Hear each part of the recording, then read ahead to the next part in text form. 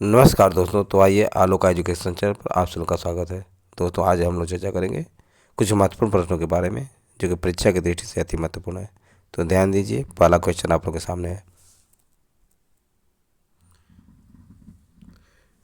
भारतीय संविधान की छठी अनुसूची किन राज्यों के जनजातीय क्षेत्र के प्रशासन से संबंधित है? तो ध्यान रखिए दोस्तों, असम, मेघालय, त्रिपुरा और मिजोरम, ये चार ऐसे राज्य हैं जो कि भारतीय संविधान की छठी अनुसूची के जनजातीय क्षेत्र के प्रशासन से संबंधित हैं।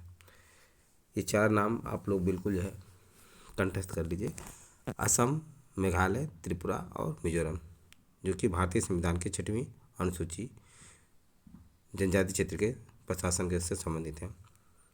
भारत के संविधान में समवर्ती सूची की अवधारणा गृहीत की गई है। तो भारत के संविधान में समवर्ती सूची की अवधारणा कहाँ से ली गई है? ऑस्ट्रेलिया के संविधान से लिया गया है। ऑस्ट्रेलिया के संविधान से भारत के संविधान में किसको समवर्ती सूची की अवधारणा को ग्रहण किया गया है। भारतीय संविधान की 7वीं अनुसूची के तहत पंचायती राज को किस अनुसूची के अंतर्गत रखा गया? तो राज्य सूची के अंतर्गत। ध्यान रखिए दोस्तों, भारतीय संविधान की 7वीं अनुसूची में पंचायती राज को रखा गया। किस जाति तथा जनजाति को अनुसूचित जाति तथा अनुसूचित जनजाति घोषित करने हेतु शक्ति संपन्न संवैधानिक प्राधिकारी है? तो संवैधानिक प्राधिकारी होता है राष्ट्रपति होता है, और ये अनुच्छेद 341 और 342 के तहत जो है राष्ट्रपति किसी जाति तथा जनजाति को अनुसूचित जाति तथा अनुसूचित जनजाति घोषित करने का शक्ति रखता है। भारतीय संविधान का कौन सा अनुच्छेद भारत के विदेश नीति से संबंधित है? तो भारतीय संविधान का अनुच्छेद 51 दोस्तों जो है भारत की विदेश नीति, किससे? विदेश नीति से संबंधित है। भारतीय संविधान के किस अनुसूची में अनुसूचित क्षेत्रों और अनुसूचित जनजातियों के प्रशासन और नियंत्रण के लिए विशेष प्रावधान दिया गया है? तो 5वीं अनुसूची में। किसमें? 5वीं अनुसूची में दोस्तों जो है अनुसूचित क्षेत्रों और अनुसूचित जनजातियों के प्रशासन और नियंत्रण के लिए विशेष प्रावधान किया गया है।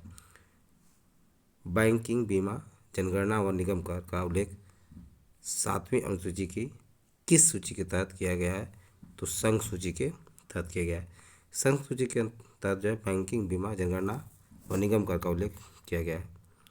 शिक्षा, विद्युत व वन का उल्लेख 7वीं अनुसूची की किस सूची के तहत किया गया है?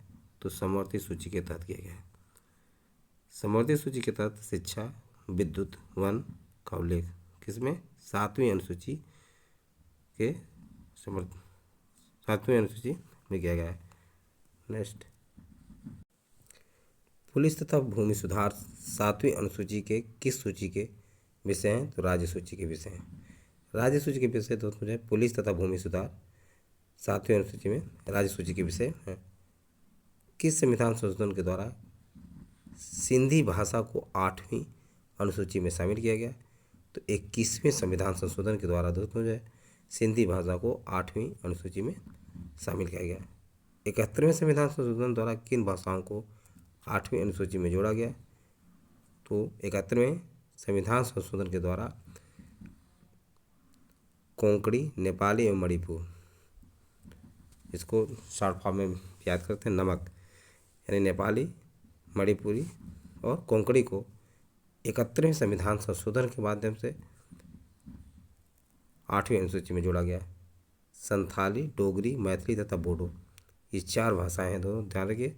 संथाली, डोगरी, मैथिली तथा बोडो को कब 8वीं अनुसूची में शामिल किया गया? तो 2004। और संशोधन कौन सा था?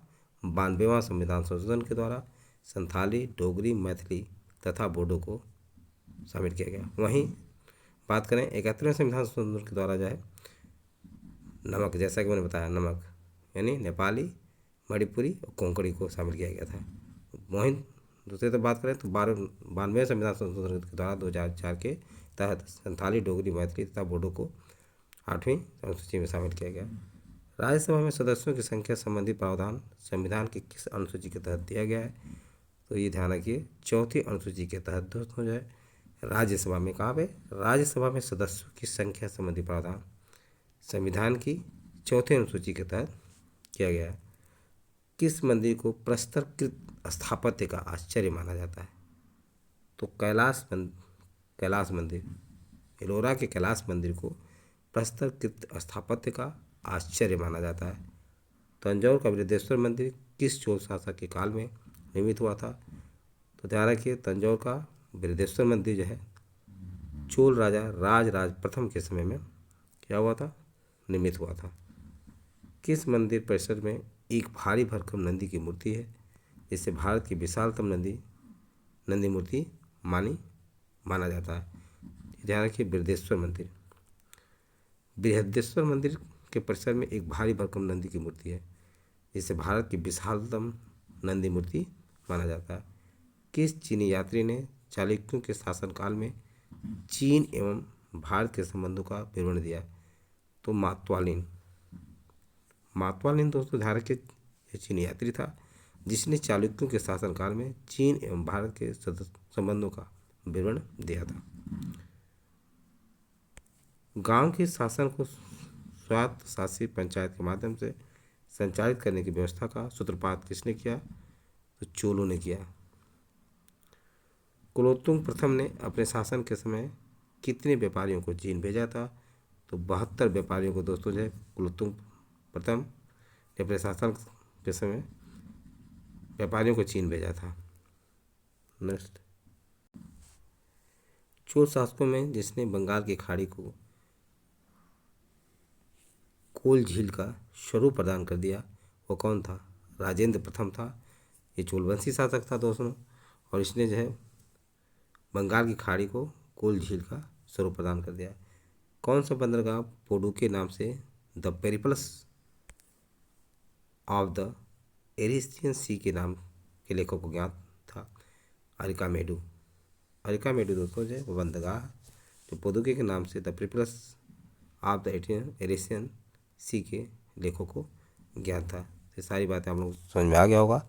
यदि वीडियो अच्छा लगा हो तो इसे सब्सक्राइब और लाइक अवश्य करें तथा अपने सगे समझे दोस्तों को शेयर करना ना भूलें। थैंक यू दोस्त, नेक्स्ट वीडियो मिलेंगे।